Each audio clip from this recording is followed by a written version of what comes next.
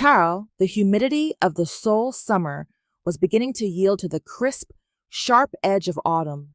But for Nova Elbert, the seasons had become markers of a life built on a foundation of sand.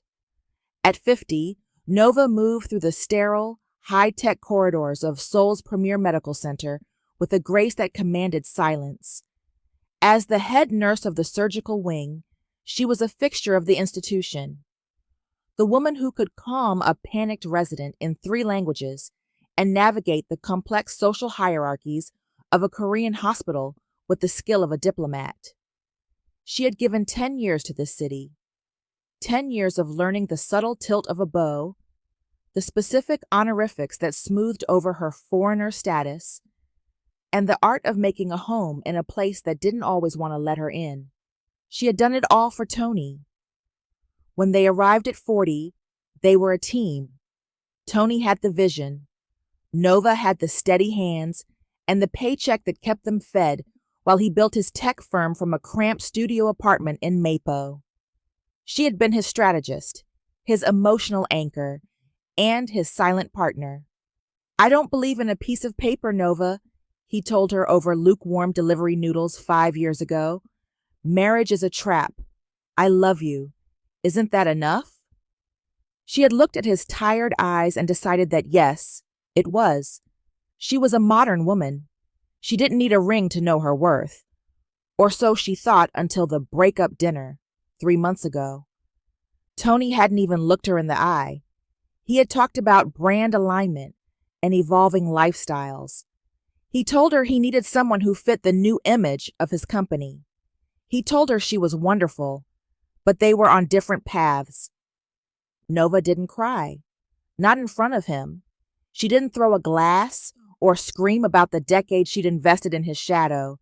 She simply stood up, smoothed her skirt, and said, "I hope the path you've chosen is worth the walk, Tony." She moved into a sleek, minimalist apartment in Gangnam. She focused on her patients. She renovated her soul with the same precision she used to stitch a wound. She was fine. She was more than fine. She was free. Until the envelope arrived. It was heavy, cream-colored cardstock with gold-foiled edges that screamed old money. Nova sat at her kitchen island, a glass of chilled white wine in her hand, staring at the calligraphy. "Tony Robert and Lee Ha-nul request the honor of your presence." The date was February 14th, Valentine's Day. Nova felt a cold, dry laugh bubble up in her chest. Ha-nul. She knew the name. The 28-year-old daughter of a logistics mogul, the missing piece of Tony's brand. He didn't believe in marriage? No, he just didn't believe in marrying her. The invitation wasn't a gesture of peace, it was a trophy. Tony wanted her to see that he had climbed the mountain and found a younger, richer queen to sit on the throne she had helped him build. He wanted to see her withered by regret in the back pew. Nova didn't tear the invitation. She didn't set it on fire. She placed it carefully on her marble countertop and took a long, slow sip of her wine. Her reflection in the window showed a woman with smooth skin, sharp eyes, and a spine made of tempered steel. She wasn't destroyed. She was deeply, profoundly annoyed. And in the world of Nova Elbert, being annoyed was far more dangerous than being heartbroken. "You want an audience, Tony?" she whispered to the empty room. "Fine, but you're not going to like the show." The double shift had been a marathon of minor crises and major egos, leaving Nova's feet aching and her mind humming with the rhythmic beep-beep of heart monitors. By the time she reached the P3 level of the hospital's VIP parking garage at 2 a.m., the air was cool, smelling of damp concrete and expensive exhaust. She was fumbling for her keys when she heard it. A jagged, wet sound. A struggle for air. Nova froze. Her nursing instincts, honed over 30 years, overrode her exhaustion. She turned toward the sound, weaving between a row of glossy black sedans until she saw him. A man was slumped against the pillar of a reserved spot, his charcoal gray suit jacket discarded on the ground. He was clutching his chest, his head tilted back against the cold concrete. His breathing was shallow, rapid, the hyperventilation of someone who felt the world closing in. Nova didn't see a billionaire. She didn't see the face that graced the cover of Forbes Korea. She saw a patient in respiratory distress. "Sir, look at me," she said, her voice dropping into the low, melodic register she used to stabilize trauma victims. She dropped her bag and knelt in front of him, not caring about the grease on the floor. The man's eyes flickered open, sharp, dark, and clouded with terror. He tried to speak, but only a wheeze escaped. He reached out, his hand trembling as he gripped her forearm. His skin was clammy. "You're not having a heart attack," she said firmly, placing her hand over his, grounding him. "Your heart is racing because your brain is sending a false alarm. You are safe. You are in a hospital garage. My name is Nova, and I am a nurse." He gasped, his chest heaving. "Can't breathe." "Yes, you can, but you're doing it too fast. Look at my lips." She didn't bow. She didn't use the overly formal honorifics that usually defined interactions with men of his stature. She spoke with the authority of the living. "In for 4. 1, 2, 3, 4. Hold it. Now, out for 6. She exaggerated her own breathing, making it loud and rhythmic. For 3 agonizing minutes, they sat there in the dim fluorescent light. Slowly, the frantic drumming of his pulse under her thumb began to slow. The wildness in his eyes receded, replaced by a profound, exhausted clarity. He let out a long, shaky sigh and slumped forward, his forehead nearly touching her shoulder. "Better?" she asked, her hand still steady on his arm. "Yes," he whispered. He pulled back, wiping a bead of cold sweat from his temple. He looked at her then, really looked at her. He took in the fatigue under her eyes, the professional set of her shoulders, and the fact that she wasn't bowing or trembling in his presence. He reached for his jacket, regaining his composure with practiced speed. I apologize. This is not a common occurrence." "It's a panic attack, not a character flaw," Nova said, standing up and brushing the dust off her scrubs.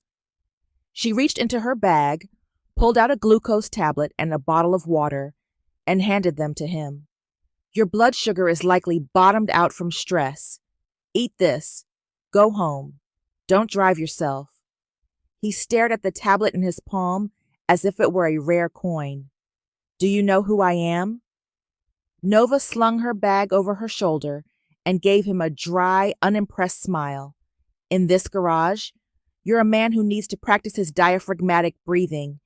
In the morning, I'm sure you're very important.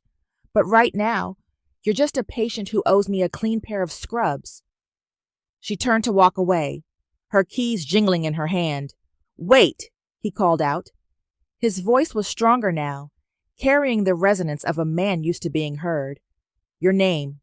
You said it was Nova?" "Nova Elbert," she said over her shoulder. "Head nurse, surgical wing. Try to stay upright, Mr. Kim. It's a long way down to the pavement." Min Seong Kim watched her walk to her modest SUV. In a world where everyone either looked at him with greed or fear, this woman had looked at him as if he were a broken machine she had simply decided to fix. He felt a strange, fluttering sensation in his chest. For the first time in years, it wasn't a panic attack. It was curiosity. The following Tuesday, the surgical wing was humming with its usual controlled chaos when the atmosphere suddenly shifted. It wasn't the sound of a code blue, but rather the heavy, pressurized silence that followed a god walking into a room. Nova was charting at the central station when she saw her junior nurses freeze, their eyes widening. She looked up to see Min Seong Kim. He wasn't the trembling man from the shadows of P3. He was draped in a bespoke navy suit that probably cost more than her car, his hair swept back with surgical precision. He stopped at the desk, ignoring the frantic bows of the administration staff. "Nurse Elbert," he said. His voice was a rich baritone that seemed to vibrate the pens in her pocket. Nova didn't stand. She finished her note, capped her pen, and finally met his gaze. Mr. Kim, I see you followed my advice about staying upright. A faint ghost of a smirk touched his lips, a look his board of directors had never seen. I've stayed upright, but I find I am still in need of a specialist. He gestured toward the small staff break room. 5 minutes? I promise I'm not here to sue you for the glucose tablet. Inside the break room, amidst the scent of stale coffee and industrial cleaner, Menong looked absurdly out of place. He leaned against a laminate table as if it were a mahogany desk. I have a problem, Nova, he began, dropping the formalities. In 2 weeks, there is a gala, the Lunar Valentine International Investors Summit. It is a den of vultures, socialites looking for a contract or a wedding ring, and rivals looking for a weakness. Usually I hire a professional escort, but they are too obvious, too eager. Nova leaned back, crossing her arms over her scrubs. And you think a nurse is the solution. I think a woman who can tell a billionaire to breathe while he's dying in a parking lot is the solution, he countered. You are calm. You are mature. You don't look at me like I'm a bank account. I need a shield, someone to stand by my side, look unimpressed by the room, and keep the sharks at bay. He paused, his eyes narrowing slightly. In exchange, I will grant you one request, anything within my power. A donation to this hospital, a promotion, a blank check, name it. Nova's heart skipped, but not for the money. She thought of the cream-colored invitation sitting on her counter. She thought of Tony's smug face, the way he had dismissed her as a phase of his past. I don't want your money, Mr. Kim, Nova said, her voice steady. But I do have a request. It just so happens your gala is at the Grand Hyatt, isn't it? Menong nodded. The ballroom. Good. Because there is a wedding in the Sapphire Suite of that same hotel that evening, Nova said. A cold, sharp light entered her eyes. I will be your shield at the gala. I will play the part of the sensible, devoted woman for as many hours as you need. She stepped closer, her chin tilted up. But in exchange, you will walk into that wedding with me. You will be my +1 for exactly 10 minutes. You will look at me the way you want the world to believe you do, and you will stay by my side until I decide we're done. Menong studied her. He saw the flicker of a wound she was hiding, a wound made of 10 years of discarded loyalty. He recognized the look of a person who wasn't looking for a handout, but for justice. 10 minutes, he repeated. 10 minutes, she confirmed. Then the debt is settled. Menong reached out, his hand warm as he offered it to her. We have a contract, Nurse Elbert. I suggest you prepare yourself. If we're going to do this, we're going to make sure they never forget the night you walked in. Nova took his hand, her grip just as firm as his. Oh, I'm counting on it. The penthouse suite of the Grand Hyatt had been converted into a tactical command center, though the weapons of choice here were silk, obsidian, and scent. Nova sat perfectly still as a woman named Madame Park, a stylist whose client list included K-pop royalty and presidential families, circled her like a hawk. There was no makeover magic here. Nova didn't need a new face. She had a bone structure that had only become more regal with age, her skin glowing under the vanity lights. She doesn't need to be changed, Madame Park murmured in Korean, clicking her tongue. She needs to be framed. For 3 hours, Nova was subjected to the armor of the elite. Her hair, usually pinned back for the sterile environment of the hospital, was blown out into a voluminous, sculptural wave that grazed her shoulders. Her makeup was kept sophisticated, a deep, berry-stained lip and eyes lined in shimmering bronze, emphasizing the intelligence in her gaze rather than hiding it. Then came the dress. It wasn't a girl's dress. There were no ruffles, no sequins, no desperate cries for attention. It was a floor-length column of heavy midnight blue silk that looked almost black until the light hit it. It featured a high architectural neckline and a daring draped back that showed off the lean muscles Nova had earned from years of lifting patients and standing through 12-hour surgeries. In the outer lounge, Min Seong Kim was pacing. He was already dressed in his tuxedo, the lines of the black wool sharp enough to cut glass. He was checking his watch, his mind already calculating the social maneuvers he'd have to make at the gala. He heard the heavy oak doors of the bedroom creak open. He turned, the chairman mask firmly in place, and then he stopped.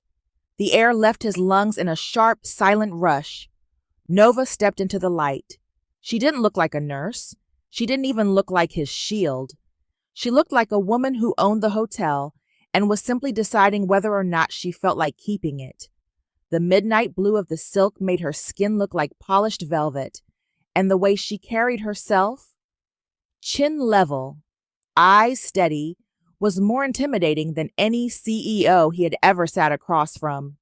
"Is it too much?" Nova asked, her voice breaking the spell. She adjusted a diamond cuff on her wrist, looking slightly uncomfortable with the opulence. "I feel like I'm wearing a down payment on a house." Min Seong didn't answer immediately. He walked toward her, his footsteps silent on the thick carpet. He stopped just inches away, close enough to smell the scent of bergamot they had chosen for her. For the first time since she'd met him, the practiced, icy composure in his eyes shattered. His gaze dropped to her lips, then back to her eyes, lingering with the heat that wasn't in the contract. "It's not enough," he said, his voice dropping into a low, gravelly register. Nova blinked. "Excuse me?" "The dress, the diamonds." He reached out, his fingers hesitating before he ghosted them over the silk of her shoulder. "They're just trying to keep up with you, Nova. You don't look like my guest. You look like the only person in this building who matters." He cleared his throat, pulling his hand back as if burned, trying to reconstruct the wall between them. "Tony, the man at the wedding, he is a fool, a monumental, short-sighted fool." Nova felt a flush that had nothing to do with the room's temperature. She looked at Min Seong, really looked at him, and saw that his tie was slightly crooked. Without thinking, she reached up. Her fingers, steady and warm, tucked the silk into place. 10 minutes, Mr. Kim," she reminded him, her voice a soft challenge. Min Seong looked down at her, his expression unreadable but intense. 10 minutes. But I suspect by the end of it, 10 minutes won't be nearly enough." The Sapphire Suite was a gaudy explosion of white lilies and champagne towers. Tony Roberts stood at the center of a circle of minor tech investors, his chest puffed out like a peacock. He was wearing a white tuxedo, a choice that screamed new money, and clutching a crystal flute. "The merger with the Lee family isn't just a marriage," Tony laughed, his voice carrying over the string quartet. "It's a pivot. My company is about to become the backbone of logistics in the Han Valley. Once I secure the venture capital from the Kim Group, there's no stopping." The heavy double doors at the back of the hall swung open. It wasn't a loud entrance, but it was a tectonic shift. The music didn't stop, but the musicians' hands faltered. The chatter died down in waves, starting from the back of the room until the silence reached the front like a physical chill. Nova Elbert walked in. She didn't scan the room for Tony. She didn't look for approval. She walked with the effortless, liquid stride of a woman who belonged in the dark blue silk she wore. On her arm was Min Seong Kim. If Tony was a man trying to look powerful, Min Seong was power personified. He didn't look at the guests. He looked at Nova as if she were the only thing in the room with a pulse. Tony's glass tilted dangerously in his hand. His face, flush with champagne and ego moments ago, turned a sickly shade of parchment. He recognized Nova, but he couldn't process the woman standing before him. This wasn't the nurse in the sensible scrubs who made his tea. This was a goddess draped in midnight, and she was leaning into the ear of the most powerful man in Seoul. Tony, Nova said softly as they reached the center of the floor. Her voice was calm, devoid of the bitterness he expected. A lovely ceremony. Very bright, Tony stammered, his eyes darting between Nova and Min Seong. Nova? What? How? Min Seong didn't wait for him to finish. He shifted his hand from Nova's arm to the small of her back, a possessive, intimate gesture that made the room gasp. He looked at Tony with the same bored expression one might give an insect on a windshield. And you must be the groom, Min Seong said, his voice a low, dangerous rumble. Robert, is it? I've seen your pitch deck on my desk. Tony's eyes went wide. The realization hit him like a freight train. The man he had been begging for a meeting, the man who held the kill switch for his company's future, was currently holding his ex-fiance as if she were made of diamonds. Chairman Kim, Tony managed, sweat breaking out on his brow. I didn't realize. Nova and we were. I know exactly what you were, Min Seong interrupted, his eyes hardening. He reached out and delicately tucked a stray lock of hair behind Nova's ear. It was a gesture of such profound tenderness that it made Nova's heart skip a beat. I'm just surprised. Usually a man with your ambitions knows how to value his most precious assets. But then again, your loss was my extraordinary gain. Min Seong turned back to Nova, his gaze softening instantly, dismissing Tony as if he had ceased to exist. Darling, the air in here is a bit stagnant. Shall we head to the gala? The French ambassador is waiting. Nova looked at Tony one last time. She saw the fear in his eyes, the way he looked small and desperate in his white suit. She felt no triumph, only a clean, cold sense of closure. Congratulations on your different path, Tony, she said with a faint, elegant smile. She turned and walked out. She didn't look back. She didn't have to. The sound of Tony's champagne glass finally hitting the floor and shattering was the only goodbye she needed. The silence inside the custom-built car was a sharp contrast to the shattered atmosphere they had left behind in the Sapphire Suite. Outside, the neon lights of Seoul blurred into streaks of electric blue and cherry red. Nova leaned her head back against the buttery leather seat, her chest finally rising and falling in a normal rhythm. The adrenaline was receding, leaving a strange, hollow tingling in its wake. She glanced at Min Seong. He had loosened his jaw, but his profile remained as rigid as a statue. You can let go now, Nova said softly. The 10 minutes are up. You can drop me at the nearest taxi stand. Min Seong didn't look at her. Instead, he leaned forward and tapped the glass partition. Change of plans, Sang-ho. Don't go to the estate. Take us to the Wonhyo Bridge area, near the tents. Nova frowned. The gala? You have 500 investors waiting to see your shield. Let them wait, Min Seong said, finally turning to her. The predatory coldness he'd shown Tony was gone, replaced by a weary shadow. I've spent 48 years doing what people expect. Tonight, I find I'm remarkably hungry for something that doesn't involve a silver fork. 10 minutes later, the billionaire and the nurse were perched on plastic orange stools inside a pojangmacha, a humble street-side tent draped in heavy tarps. The air inside was thick with the steam of boiling tteokbokki and the sizzle of grilled glass noodles.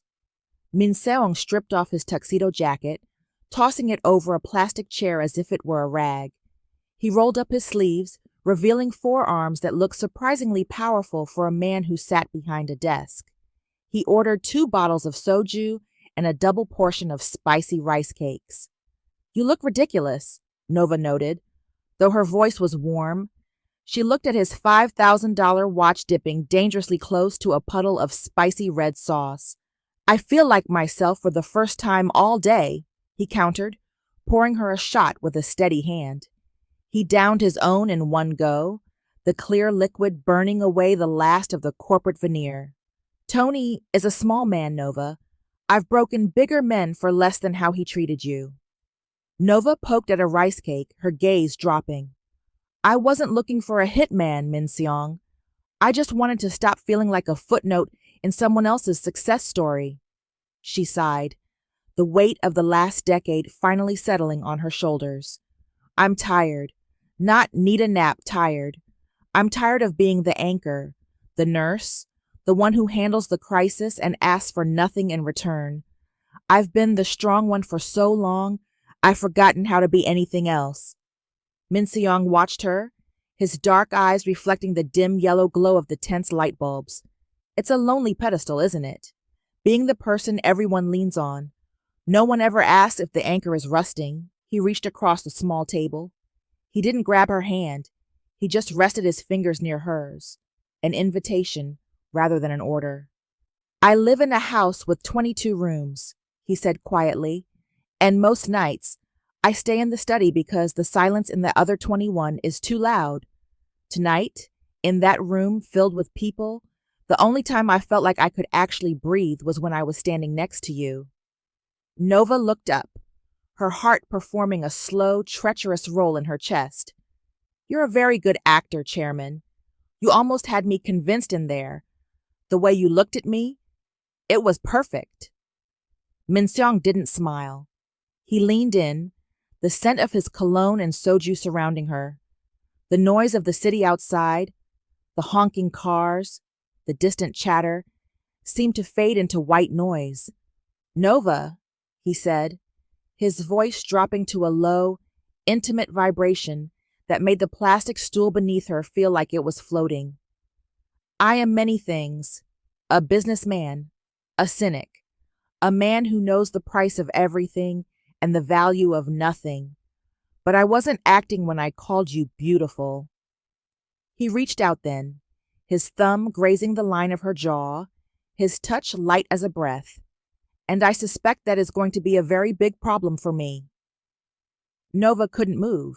She isn't 20. She is a woman of science and logic, but in the steam of a roadside tent, under the gaze of a man who saw her clearly for the first time in 10 years, she felt a terrifying electric spark of life. The morning sun filtered through the floor-to-ceiling windows of Nova's Gangnam apartment, hitting the midnight blue silk dress draped over a chair. It looked like a bruised shadow in the daylight.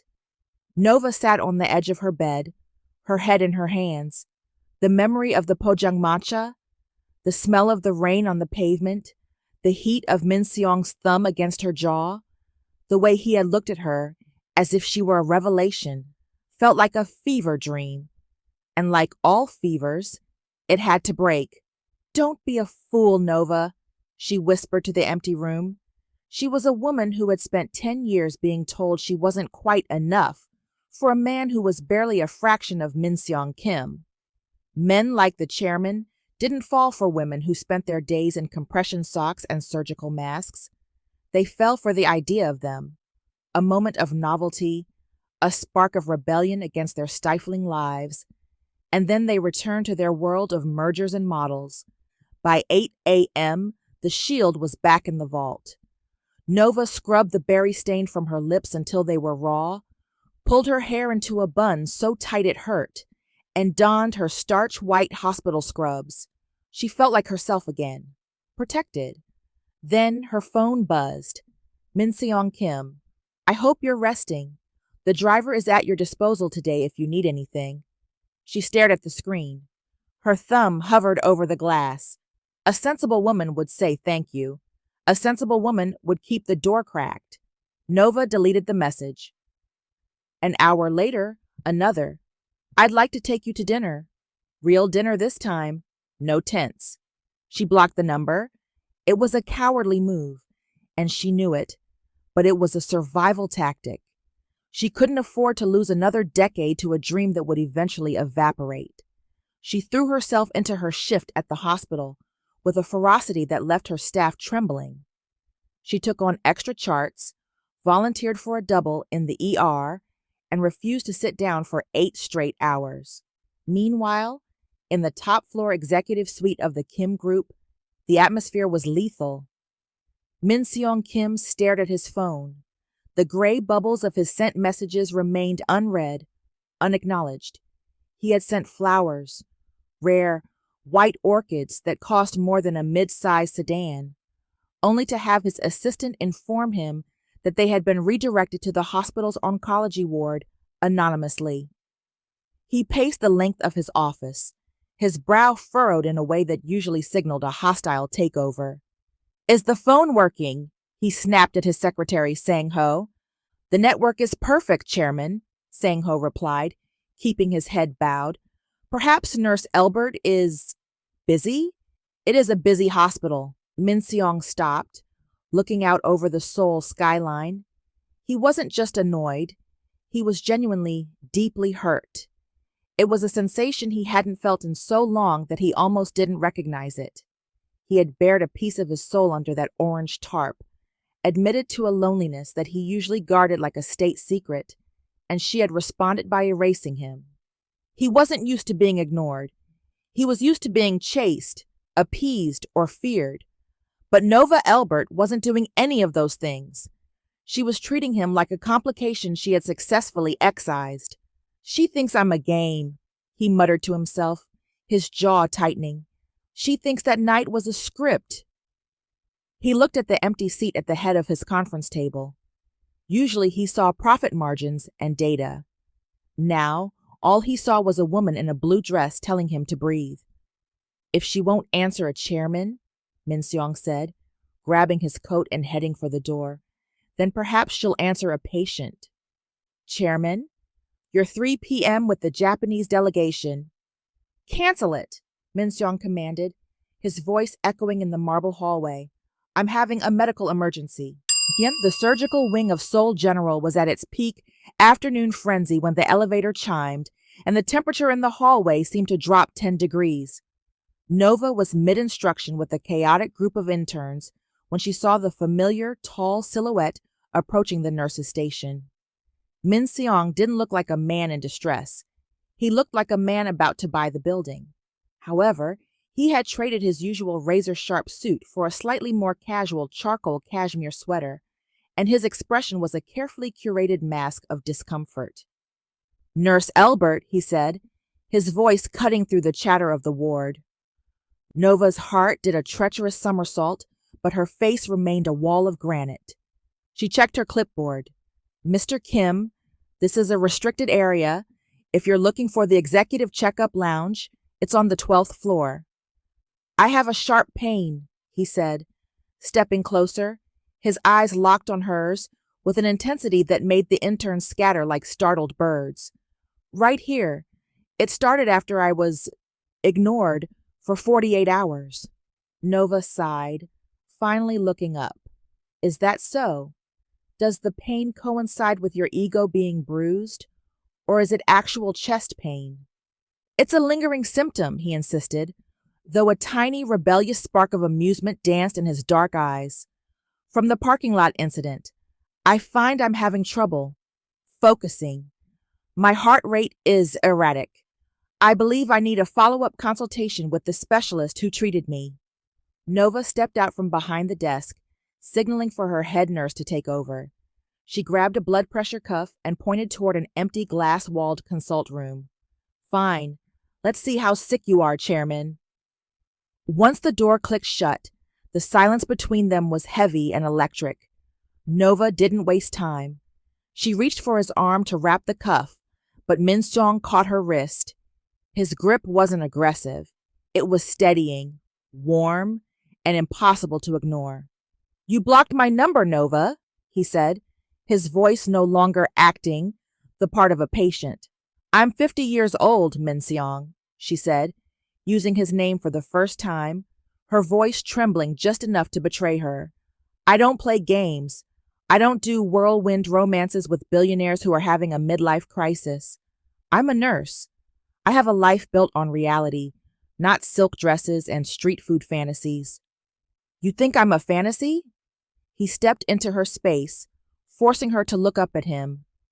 The scent of his expensive cologne mixed with the sterile smell of the hospital, creating a heady, confusing cocktail. "I have spent my life surrounded by people who say yes, before I even finish a sentence. People who see the chairman, the bank account, the influence. You saw a man who couldn't breathe, and you told him to get his act together. He leaned down, his face inches from hers, his voice dropping to a whisper that felt like a caress.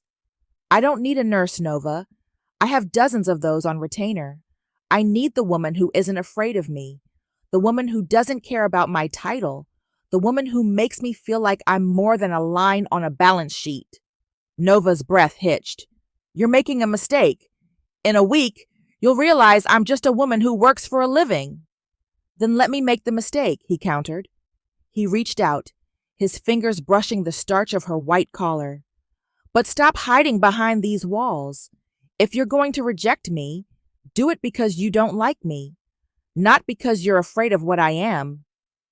He let go of her wrist and stepped back, the patient mask slipping back into place as a doctor walked past the glass. Check my vitals, nurse, he whispered, a smirk finally breaking through. I think you'll find my heart is beating exactly as fast as yours. The downfall of Tony Robert was not a silent affair. It was a messy public unraveling. Within 48 hours of the wedding, the rumors had paralyzed his stock. In the insular, high-stakes world of Seoul's venture capital, the word was out. Chairman Min Seong Kim had looked at Tony Robert and seen nothing but a ghost. Contracts that were guaranteed were suddenly tied up in legal reviews. Investors who had been laughing at his jokes on Valentine's Day were suddenly out of the office when he called. Desperation has a specific scent, sour and frantic, and Tony was drenched in it when he walked into the hospital lobby. Nova was finishing her rounds, her mind still reeling from Min Seong's medical emergency the day before, when she saw him. Tony didn't look like the polished groom in the white tuxedo. His eyes were bloodshot, his tie was slightly askew, and he had the hollow look of a man who had stared into the abyss and realized it was empty. Nova, he said, stepping into her path as she headed toward the staff elevators. We need to talk. I'm on duty, Tony, she said, her voice like ice. She tried to step around him, but he blocked her, his hand reaching out to grab her arm. She recoiled before he could touch her. Please, just 5 minutes, he begged, his voice dropping into that familiar, manipulative tremor, the one he'd used for a decade to convince her that his needs were more important than her own. Everything is falling apart. The wedding. It was a mistake. Ha-Nul and I. It's not what you think. It was a business arrangement that got out of hand. I've been a wreck since you left. Nova felt a surge of cold laughter in her throat. You were a wreck at the wedding? You looked quite comfortable to me. I was putting on a front, Tony hissed, leaning in closer. I did it for the company, for us. I thought if I secured the Lee family merger, I could finally give you the life you deserved. But now, Kim Group is freezing me out. They're blacklisting me, Nova. And it's because of that night. It's because he thinks, whatever he thinks about you. He took a breath, his eyes wide and pleading. You have to talk to him. Tell him we're old friends. Tell him I'm a good man. If you just whisper the right word in his ear, he'll sign the bridge loan. For the sake of the 10 years we shared, Nova. You can't just watch me lose everything. Nova stood perfectly still.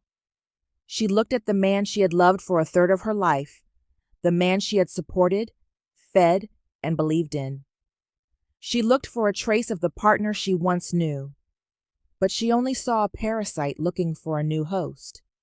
You're not here to apologize, she said, her voice dropping to a dangerous low vibrato. You're here because your bank account is bleeding and you think I'm the bandage. You spent 10 years telling me a piece of paper didn't matter, and then you traded me for a piece of paper with a richer name on it. And now you want me to use my influence to save you? Nova, be reasonable, Tony said, his voice hardening as the gaslighting took hold. You're being emotional. You're hurt. I get it. But don't be vindictive. You were always the sensible one, the selfless one. Don't let your ego ruin my life's work. If I go down, 10 years of your life go down with me. Doesn't that mean anything? It means everything, Nova said, stepping into his space, her eyes flashing with a fire that made him flinch. It means I've already paid my taxes on you, Tony. The debt is settled. My life's work isn't your company. It's me. And I am done being your silent partner. She leaned in, her voice a sharp scalpel. Don't ever come to my place of work again. If you're looking for a savior, check the directory. But I suggest you look under psychiatry, because you're delusional if you think I owe you a single breath. She turned and walked away, her heart hammering against her ribs like a trapped bird. She felt the eyes of the lobby on her. She felt the ghost of his manipulation trying to claw at her heels. She was shaken. Not because she missed him, but because she realized how close she had come to letting a man like that finish her. She reached the elevator, her hands trembling as she pressed the button, realizing that while she didn't need a savior, she desperately needed the one person who saw her as something more than a tool. Few days later, the hospital lobby was a cathedral of glass and white marble, but for Nova, it felt like a cage. Tony had moved from pleading to simmering rage, his fingers twitching as if he wanted to reach out and shake the defiance out of her. You're making a mistake, Nova, Tony's voice rose, drawing the attention of the security guards near the entrance. You think a man like Kim actually wants you? You're a distraction, a way for him to feel grounded before he goes back to his real life. When he's done with you, you'll have nothing, no pension, and certainly no me. She already has nothing to do with you, a voice boomed, cold and sharp as a guillotine blade. Menong hadn't left. He had been waiting in his car, restless before deciding to walk back in to offer Nova a ride home. He stood 10 paces away, his hands buried in the pockets of his overcoat, his presence so commanding that the air in the lobby seemed to thin. Tony spun around, his face draining of color. Chairman Kim, I was just... Menong didn't let him finish. He walked forward with a slow, predatory deliberateness. He didn't look at Tony. He looked at Nova. He saw the slight tremor in her hands and the way she was holding her breath. The fury that sparked in his eyes was quiet, deep, and absolute. He stepped between them, putting his broad shoulders between Nova and her past. I was considering your firm's proposal, Robert, Menong said, his voice a low, lethal silk. I thought, perhaps beneath the mediocre margins, there was a man of some character. I see now I was mistaken. You aren't a businessman. You're a beggar who doesn't know how to leave the table. Sir, this is a private matter, Tony started, his voice cracking. It became my matter the moment you raised your voice to her, Menong interrupted. He took a step closer into Tony's personal space, forcing the younger man to stagger back. As of this moment, the Kim Group is withdrawing all interest in your logistics merger. I will also be making a courtesy call to the Lee family. I imagine they'll be interested to know their new son-in-law spends his afternoons harassing his ex-fiance in public hospitals. Tony's mouth hung open. You'd ruin me? Over a nurse? Menong's expression didn't flicker. I'd ruin you for much less. But for her, I'll make sure you can't get a loan for a lemonade stand in this city. He leaned in, his voice dropping to a whisper that only Tony and Nova could hear. Look at her one more time. Try to speak to her one more time. And I won't just pull my investment. I will pull the floor out from under your life.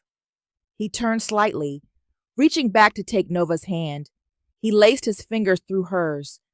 Tight, grounding, and public. Now, get out, Menong commanded. Stay away from my future wife. The silence that followed was absolute. Tony looked like he had been struck. He glanced at their joined hands, then at the frozen faces of the hospital staff, and finally fled through the sliding doors, his dignity a shattered wreck behind him. Nova felt like the floor was tilting. Future wife? Min Seong didn't let go of her hand. He turned to her, his face softening instantly, the lethal chairman vanishing to reveal the man who had sat with her in the steam of the pojangmatcha. Are you all right? He asked, his voice thick with genuine concern. Nova pulled her hand back, her heart thudding against her ribs. She looked around at the staring interns and the whispering nurses. Her world of logic and medicine was colliding with his world of power and proclamations, and she couldn't tell where the truth began. What was that? She whispered, her voice trembling. Min Seong, the contract is over. The shield isn't needed anymore. Why would you say that to him? Is this still part of the game? Min Seong looked at her, his dark eyes searching hers. For the first time, he didn't have a witty comeback or a commanding order. He looked vulnerable, a 50-year-old man standing in a hospital lobby, waiting for a woman to tell him if he'd gone too far. Nova, he said softly, the game ended the moment we stepped out of that wedding.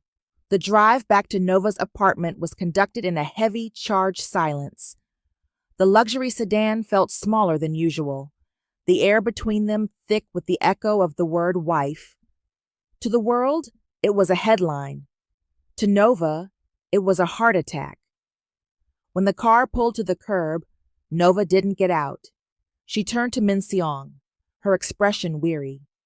The game is over, Min Seong, she said, her voice cracking despite her best efforts. Tony is gone. His ego is in tatters. You've won the set and the match. You don't have to protect me anymore. You don't have to make grand, impossible promises to save my pride. Min Seong didn't look like a victor. He looked like a man standing on a ledge. He reached into the side pocket of the car and pulled out a small rectangular box wrapped in simple, unadorned brown paper. No gold foil, no designer ribbon. I am a man of contracts, Nova, he said quietly, but even I know when a deal has been superseded by something else. He handed her the box. Nova hesitated, then slowly tore the paper. Inside wasn't a 5-carat diamond or a deed to a villa. It was a vintage black and chrome Littmann stethoscope. The metal was polished, but the casing showed the faint, dignified patina of age. Nova's breath hitched. A week ago, over spicy rice cakes and soju, she had told him a story she'd never told anyone, about the first stethoscope her father had bought her when she graduated nursing school in the States. Tony had accidentally crushed it during their move to Seoul and had laughed it off, telling her to just buy a plastic one because they were all the same. She had never replaced it. She had just buried the hurt. It's an original 1996 Master Cardiology, Min Seong said, his voice steady but low. I had my team track one down in London. I know it isn't the one your father gave you, but I wanted you to have something that represents your life, not mine. Something that reminds you that your work, your sensible life, is the most beautiful thing about you. Nova traced the cold metal with her thumb. It was the most expensive thing she had ever held, not because of its price, but because a man who sat on a throne of billions had actually listened to her. He hadn't bought her a new identity. He had found a piece of her old one. Why? She whispered, looking up at him. Why do this for me? Min Seong leaned in, his shadow falling over her. He didn't look like a chairman. He looked like a man who was tired of being alone in 22 rooms. You keep looking for the fine print, Nova. You think this is a performance for Tony or a debt I'm still paying? He reached out, his hand cupping the back of her neck, his thumb stroking the skin just below her ear. The contract ended at midnight on Valentine's Day, he said, his gaze burning into hers. Everything since then? That's just me, hoping you'll let me stay. The shield, Nova, had spent 50 years building didn't just crack. It dissolved. She saw the sincerity in the lines around his eyes, the genuine fear of rejection in the set of his mouth. I'm a nurse, Min Seong, she breathed, her hand rising to rest over his heart. I don't know how to live in your world.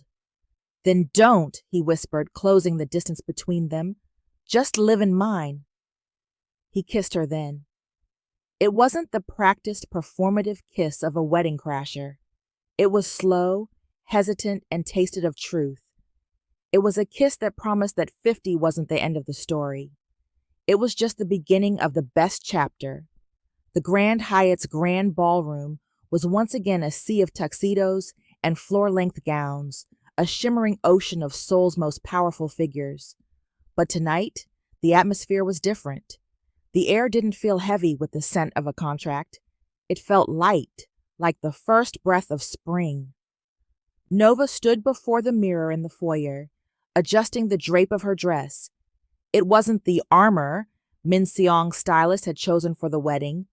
Tonight, she had chosen her own, a sleek, champagne-colored gown that complemented the warmth of her skin, paired with the vintage stethoscope's small silver emblem she'd had fashioned into a discreet brooch.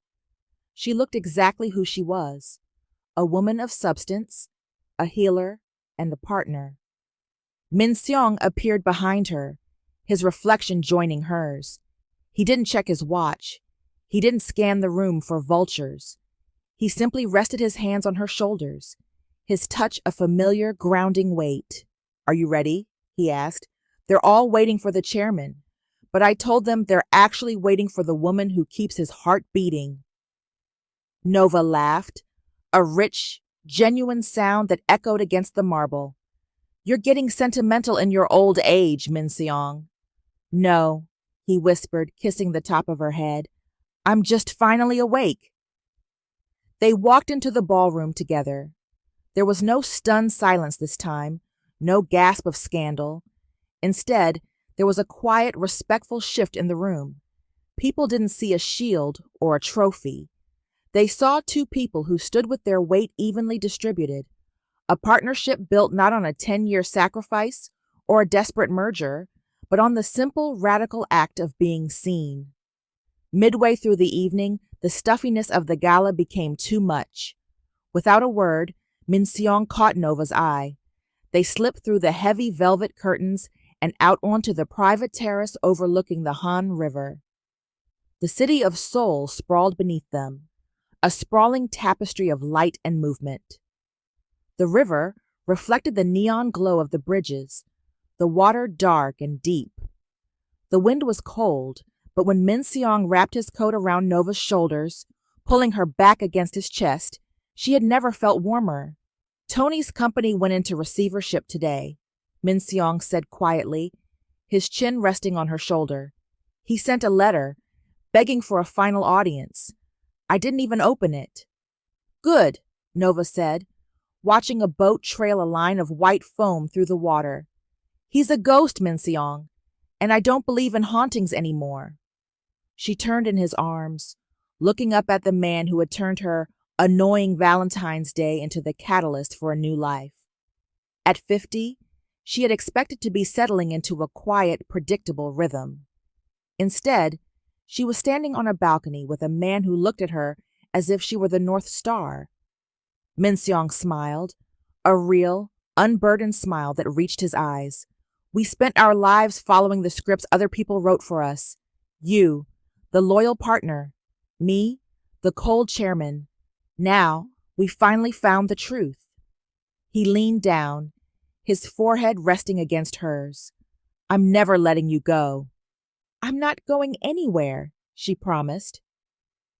They kissed then, a long, beautiful, slow seal of a silent contract, one that had no expiration date and no fine print. As the fireworks for the late-night celebration began to bloom over the river, painting the sky in gold and violet, Nova realized that the 10-year glitch wasn't a tragedy. It was the clearing of the path. Life didn't end at 50. It didn't even slow down. It just stopped being a rehearsal and finally became the show. The penthouse of the Kim estate was silent, but for once, the silence didn't feel hollow. It felt like a held breath. The morning sun over Seoul was a pale, soft gold creeping across the silk sheets of the oversized bed. Min Seong woke first, a sensation that was still a novelty to him. For 30 years, he had woken up to the jarring vibrato of an alarm and the immediate crushing weight of global markets. Today, he woke up to the rhythmic, soft breathing of the woman beside him. He stayed still, watching Nova. In the morning light, without the armor of her nursing scrubs or the war paint of a gala, she was breathtaking. He reached out, his fingers hovering just an inch from the silk of her shoulder, hesitant to break the spell. Nova's eyes fluttered open. She didn't startle. She simply transitioned from sleep to presence with the same calm grace she brought to everything. She saw him watching her and offered a sleepy, lopsided smile. "You're staring, Chairman," she murmured, her voice husky with sleep. "I'm conducting an audit," he replied, his voice a low rumble, "ensuring all my most valuable assets are still accounted for." Nova laughed softly, sitting up and letting the duvet fall. She reached for the bedside table, where her new stethoscope sat next to a stack of medical journals and, more recently, Min Seong's favorite poetry collection.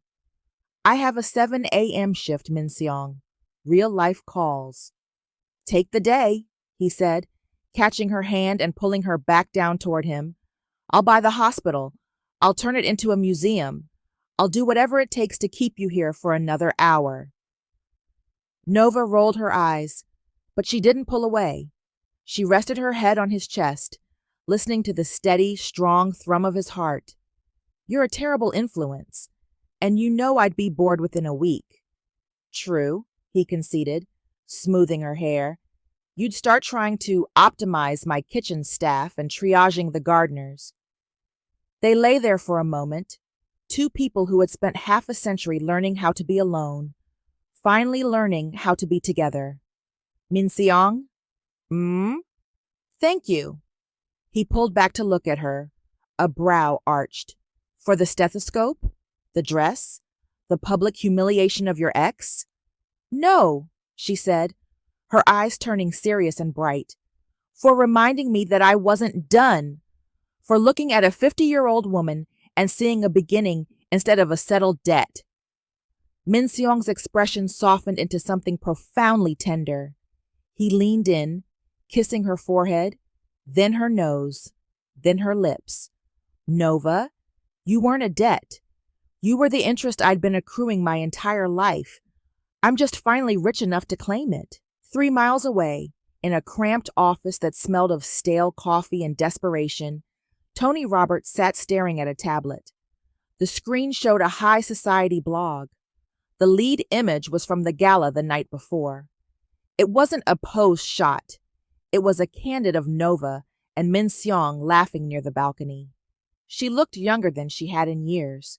Vibrant, expensive, and utterly untouchable. A notification popped up on his phone. It was his lawyer. "The Lee family has filed for an annulment. The logistics merger is officially dead. We need to discuss the bankruptcy filing by noon." Tony looked at the photo of Nova one last time. He remembered the way she used to bring him tea when he worked late. He remembered how he thought she would always be there, a quiet, reliable background character in the story of his greatness. He realized now that she hadn't been his background. She had been the spine of his life. And without a spine, everything he had built was simply collapsing into the dirt. He reached out to touch the screen, but his finger only hit the cold glass. Nova wasn't there to fix this. She was busy living a life he was no longer invited to watch. 70 days later, the morning sun had climbed higher, casting long, honey-colored rectangles across the bedroom floor. Nova was already half out of bed, reaching for her discarded robe, when Min Seong's hand gently caught her wrist. "Wait," he said. His voice wasn't commanding. It was soft, laced with a vulnerability that still felt new between them. He sat up and reached into the drawer of the nightstand. He pulled out a small velvet box. Nova froze. Her breath hitched, a phantom pain from a decade of waiting for this specific gesture and being told it would never come, flared in her chest. Min Seong, she whispered, her heart hammering. You don't have to do this. I told you I don't need the piece of paper to know what we are. I know you don't, he said, opening the box. Inside sat a ring that was breathtaking in its simplicity. It wasn't a gaudy show of wealth. It was a vintage-style platinum band set with a rare deep blue sapphire, surrounded by a halo of small, brilliant diamonds. It looked like the night sky they had watched over the Han River. He didn't take it out. He didn't drop to one knee. He simply held the box between them, his eyes searching hers. For 10 years, you were told that a commitment was a cage, Min Seong said, his voice steady. You were told that wanting a future together was a burden. I'm not giving you this because I want to own your time or change your name. He took her hand, his thumb stroking her knuckles. I'm giving you this because I want you to know that you are in every plan I make. From the board meetings tomorrow to the quiet mornings 10 years from now. I am ready to walk down that road, Nova. I am ready for the ceremony, the vows, and the legalities. Not for the brand, but for us. He looked at the ring, then back at her. But I also know that you've just found your freedom. So I'm not asking you to say yes today. I'm giving this to you as a promise. It's a door that is always open. You wear it when you are ready. You tell me when it's time. Whether it's next month or in 5 years, I'll be waiting at the end of that aisle. Nova looked down at the sapphire. For the first time in her life, the idea of a ring didn't feel like a demand or a desperate hope. It felt like an anchor. She reached out, took the ring from the box, and slowly slid it onto her finger. It fit perfectly. Not too tight, not too loose, just right. I don't think I'll make you wait 5 years, she whispered, her eyes shimmering with tears she finally allowed herself to shed. Min Seong pulled her back into his arms, his forehead resting against hers. Good, because I've already picked out the honeymoon, and I suspect you're going to want to triage the entire itinerary. Nova laughed, the sound bright and full of life. She was 50 years old, she was a nurse, and for the first time in a decade, she wasn't just part of someone's past. She was the entire future. The end.